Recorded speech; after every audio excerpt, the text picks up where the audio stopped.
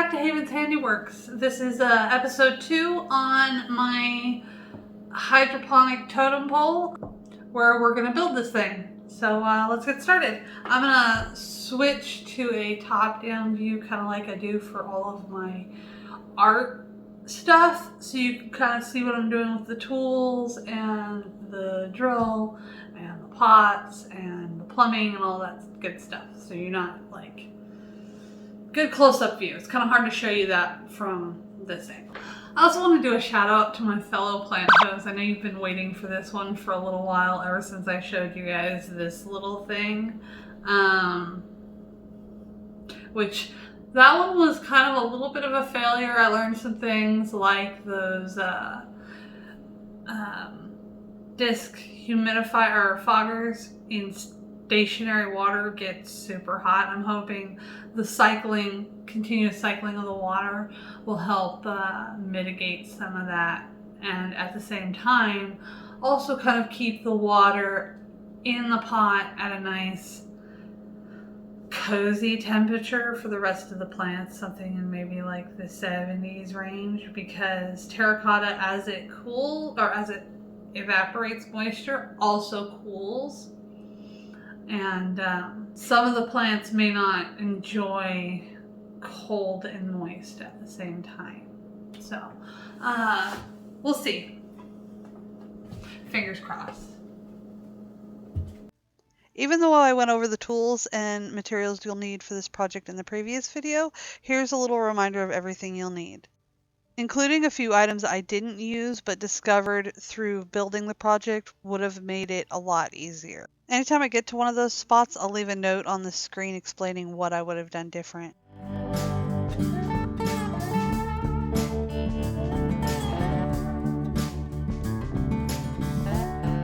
Here's a list of all the tools and bits you'll need. The masonry bits were probably the most expensive part of this entire project, but as a plant keeper, they're invaluable for adding drainage holes to pots. First, we're going to mark and drill a center hole in all of the pots and trays. Because the orchid pot is the exact same size and diameter on the base as our canisters and drip tray, I'm going to use the center hole of the orchid pot as my guide. This central hole is how we'll connect the PVC pipes and tie everything together, and how we'll run the plumbing up to the top. I also went ahead and marked 6 possible drain points on the drip tray for later. In the end, I only needed to drill out 2 of those holes, but if you're running a higher flow rate, you would need more.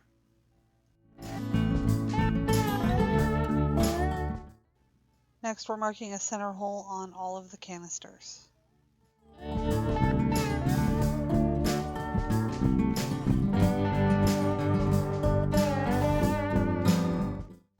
Now that everything's marked, let's start with the drip tray.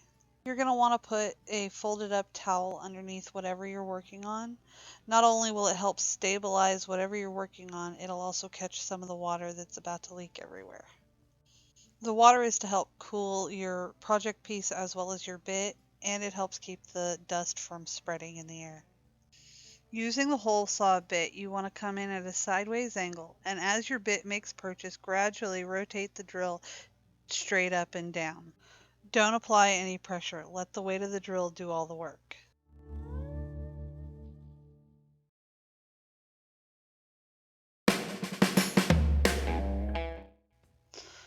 Using a 1/2-inch hole saw, repeat all of these steps with all 3 of the canisters.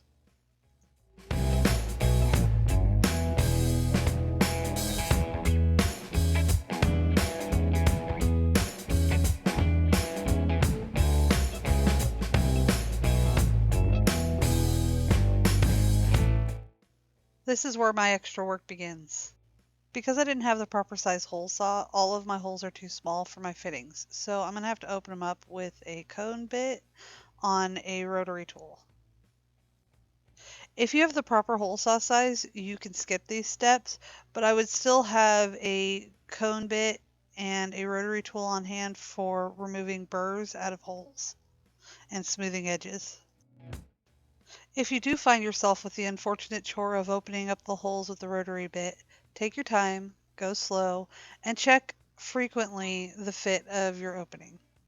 Aside from glue and silicone cure time, this step was the most time-consuming step of the entire process.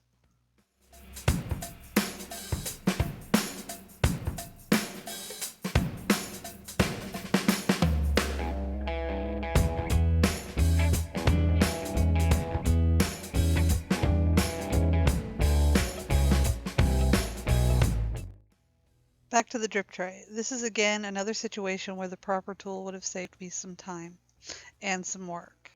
A simple tile drill bit would have made quick work of these holes. Instead, I had to resort to the cone grinder again. Just like before, use lots of water, take your time, and go slow.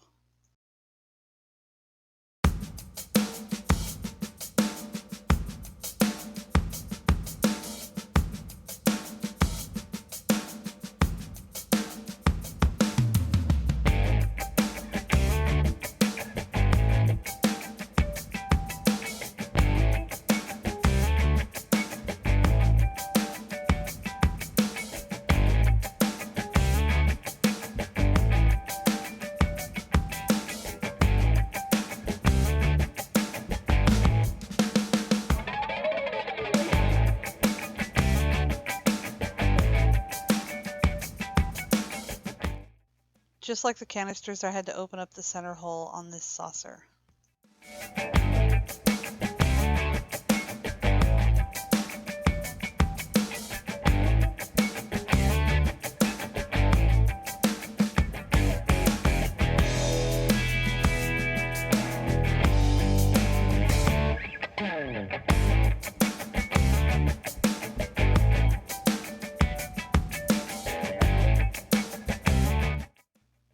And this is why you should wear a mask when doing projects like this. You really do not want to breathe this stuff in.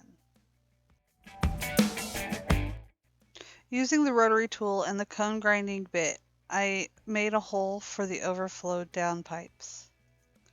This is another step you could avoid with the proper tools. If I had my 1/4-inch hole saw, I would not have needed to do this step, and I could have just made the holes right away and been done.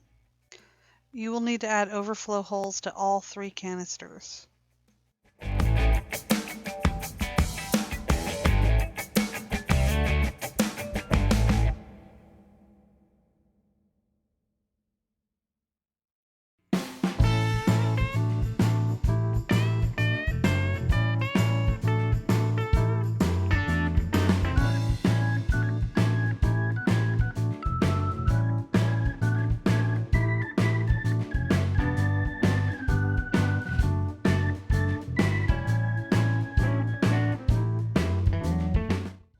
Once you got your holes made, pop the barb side of your elbows through the bottom of your pot.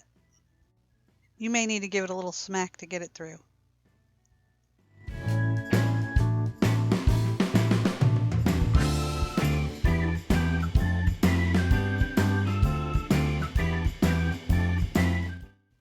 When you get your 3rd canister's hole drilled, don't add the elbow right away. That canister will be attached to your terracotta orchid pot, and so we'll have to drill a matching hole through the orchid pot as well before adding the elbow.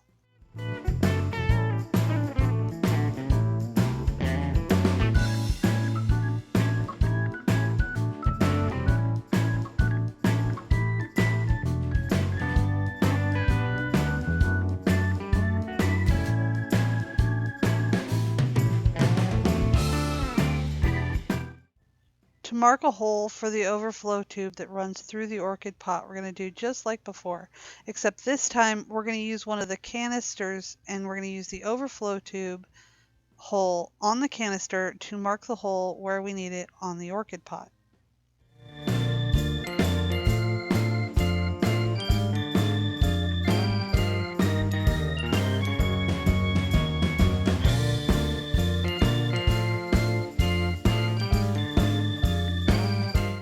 Like previous holes, I'm going to use the grinding cone on the rotary tool to drill a hole through the pot. And just like before, this would go a whole lot faster with a hole saw. Using these grinding cones on terracotta is really hard on them, as you'll see in a second. Cone of explosion!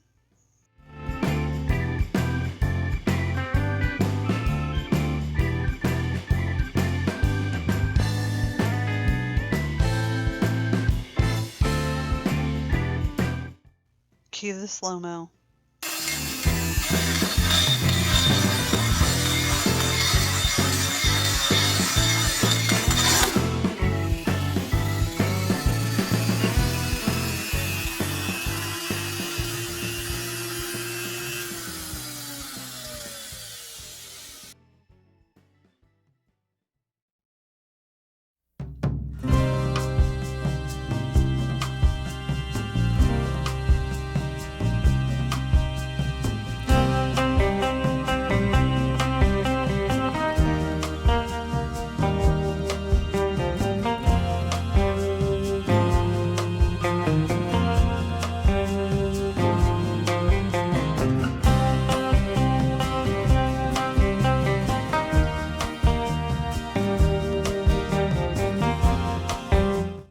Once you've made the hole in your orchid pot for your overflow pipe, line the holes in the bottom of your orchid pot and the bottom of your canister up.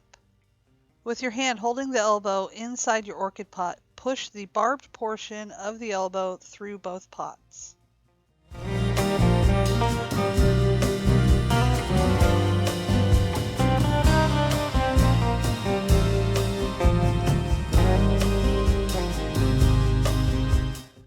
At this point, you're going to need to measure and cut the rigid hose for your overflow tubes. You want the top of your overflow tube to stop about an inch from the bottom of the elbow of the next canister up. Using the heat gun, heat up one end of your cut tubing and push it over the barbed ends of your overflow elbow, pushing it down as far as you can until it's secure. Carefully set your foundation canister aside.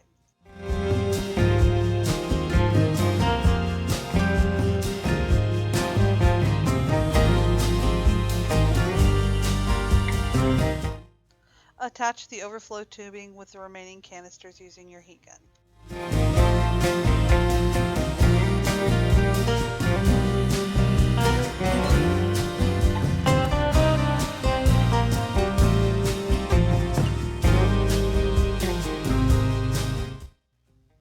Now it's time to add your connectors to all the canisters but the foundation canister. Male on the bottom, female on the inside. Screw them on nice and tight so they sit nice and snug. Now we need to measure for our central support pipe. Measure and write down the length of the canister overlap, the total length of the canister. Measure the length of the female connector, the length of the protruding end of the male connector, and then add 2 centimeters. So the formula for figuring out how long to make the pipes is canister minus canister overlap minus female connector minus protruding male connector plus 2 centimeters. On the top canister's tube, exclude the canister overlap from your equation. Measure and cut your PVC pipe with a PVC pipe and tube cutter to your required lengths.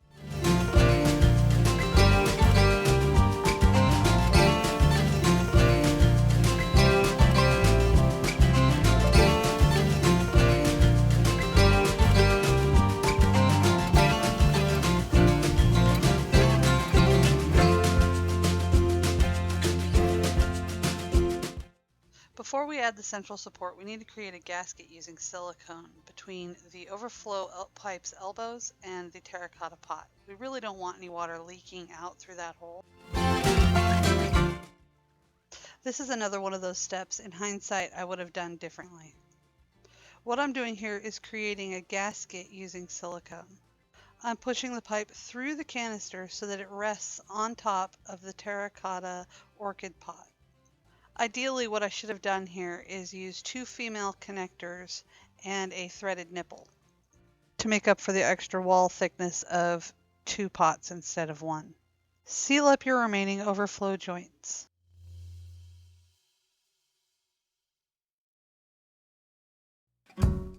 It can be kind of a pain to get your fingers down around the elbow to smooth out the silicone, so instead I used a flat angled stick to kind of smooth it down.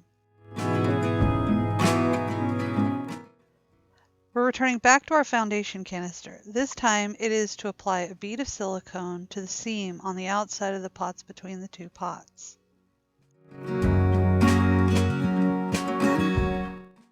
Once you have a bead of silicone all the way around the outside perimeter, use your finger to press the silicone in between the seam and smooth it at the same time.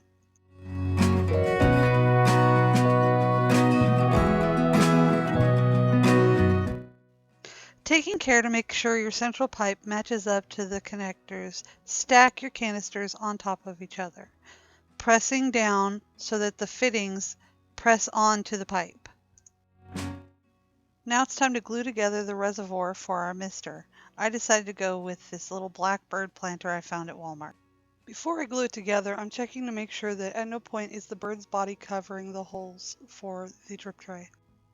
Those little holes will channel the water that overflows from the bird back into the canisters. Apply a bead of silicone around the bottom of the bird. Then attach the bird to the saucer, making sure that the center hole lines up and that the drain holes are clear.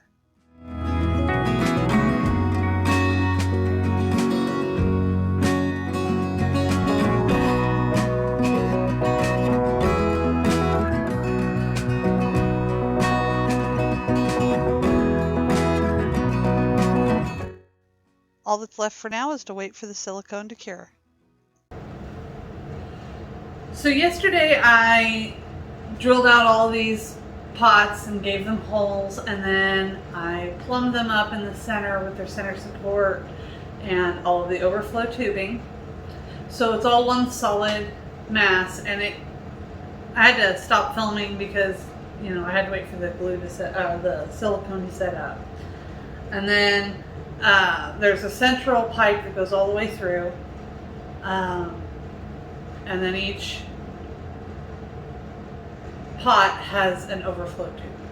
And then for the top, I took this flat, having a brain fart here, drip tray, terracotta drip tray, and this black bird pot that I got last year from Walmart that I've been using for like a little sad little plant hydroponic thing in the living room in a spot that's just not getting enough light. So I decided it would work really well as my reservoir for my mister up top. And so what it's going to do is it's going to overflow over the sides and down into the drip tray where I've drilled holes here and here. And I'm going to enlarge these a little bit because they're still a little small. So because it's gotten a little tall, I can't really give you an overhead view anymore. At the end there, it was at the end of assembling this, it was getting a little sketchy as it is. And so you didn't actually get to see the last pot go up. First things first, I'm going to widen those holes just a little bit because I want to make sure the water overflows at a sufficient rate. Water doesn't need to build up in here. It does need to pool up in these though, otherwise they won't wick moisture properly. So first, what you didn't see yesterday was I had this mask on. It's not really the best mask for this, but it's what I got, and it's better than nothing. So, very gently. And that should do. Okay, so that's the last I'll need the Dremel or rotary tool, and the last I should need that. All right, so now we're gonna run hose, clear acrylic hose. My son decided to test out the pump in his aquarium without asking, so it's got water in it. So at least I know the pump works. Alright, so what I'm going to do is, let's see if I can show you this without breaking it. Okay, so you can see down there that there's tubes running all the way through. So I'm going to set it down run this tubing through, all the way through.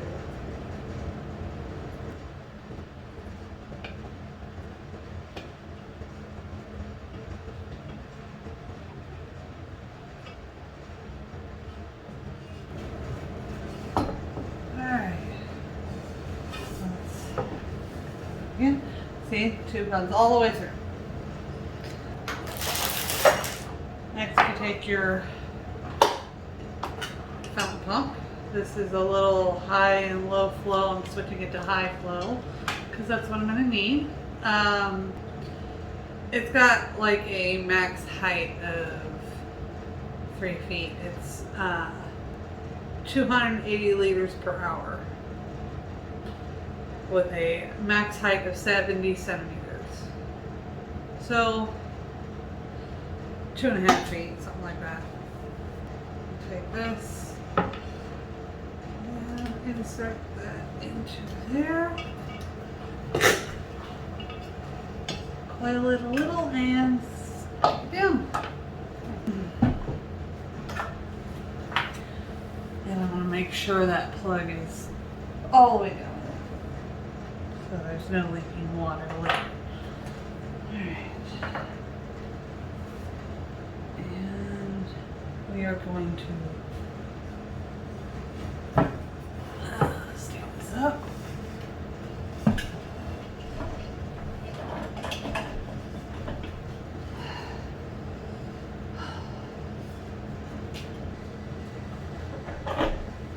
There we go. Okay. So I've filled the basin, the main reservoir, and I've plugged in the pump. But first I want to trim some of this off because I will never need that much. And I want to test out whether or not that'll work. Okay, fits good. Now I want to see if the pump works, if it's kinked, any of that stuff. Do not run this pump when it's dry. Immediately we have water. Okay, so it definitely flows faster than it can build up into the reservoir or the little dish, so overflow won't be a problem. Down into the canisters. So we're going to remove that for a minute. And now we're just going to test to see that the reservoirs are working, or each individual chambers are working properly. So I'm going to set that right there and watch her fill up. First thing I'm going to do is make sure the pump never goes dry, so I'm going to have to top off. I'm going to have to top off each thing as we go, or as it drains out the reservoir. And it won't ever just suddenly overflow because it still has to leave each chamber. And while the water will, no matter how tight you make this, will eventually trickle down. It sounds like we reached chamber 2. Yes, we did. The overflow is working great.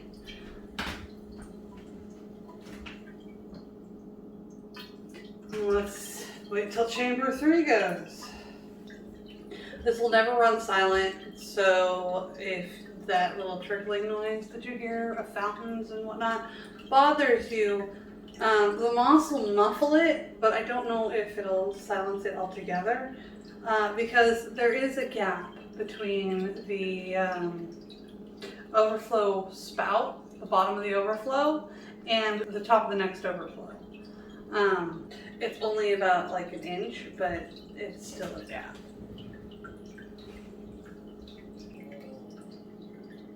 All right, it looks like it works fantastically. It looks, this has colored up nice and dark, which means it's definitely wicking moisture. And all of the pots are damp feeling to the touch. If you touch them with water, they don't really change color much anymore. I'm gonna give it a couple more minutes and then I'm gonna turn it off and we're gonna do the final assembly portion of this, and then I'm gonna let it run actually, just as it is with no plants. Once the silicone is cured, the final bit of silicone is cured completely for 3 or 4 days, just to make sure that there's no problems, that it doesn't malfunction, that it continues to run smoothly. All right, so we're gonna start with cleaning this out, drying it off. The whole band, and then I'm gonna just squeeze and rotate that all the way in there. And I'm also gonna do a nice hefty amount on the bottom. I'll set that down for a second. And I'm just gonna cram that through.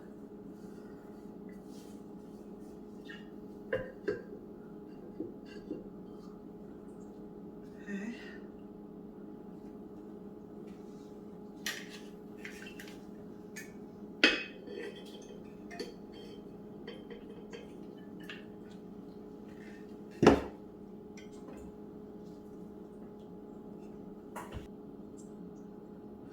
I think we got sufficient gasket built up. Got a little bit off there. And we'll just let that dry. And then once it's dry, we'll test overflow and the mist maker right after. Okay, well, welcome back. I got the top all glued in and secured down. And over the weekend, I just couldn't help myself. I had to see how it looked. I went ahead and I installed the mist maker, the little ultrasonic disc mist maker over the weekend, and I forgot to film it. But I'll show you. I got it unplugged right now, but I'll show you how I have it put in here. All right, so your mist makers, they come with some of them come with a float, right? And the little plastic housing for the float is this. It has these 4 upright tubes, as well as a foam ring that allows it to float. They come with this lid, and it's kind of gross because it's covered in lime scale, which is why I also wanted this kind of to set up a humidifier that wasn't gonna corrode up on me every couple of days. And I found that these will run. This specific disc has been running for 3 months now without gumming up and burning out yet.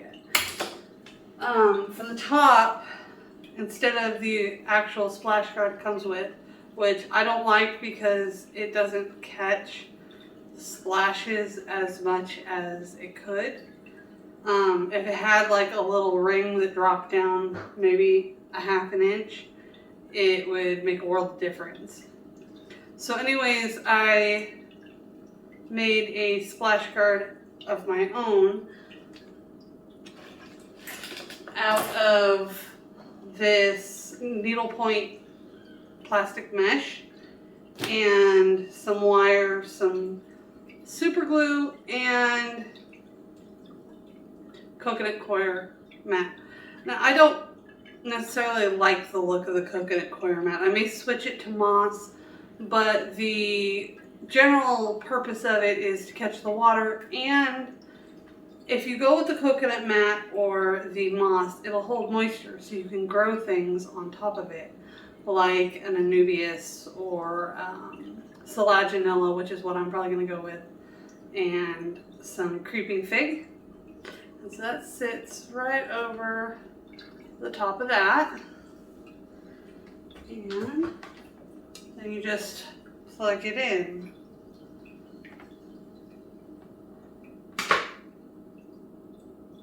And there is your mist for the top of your totem pole.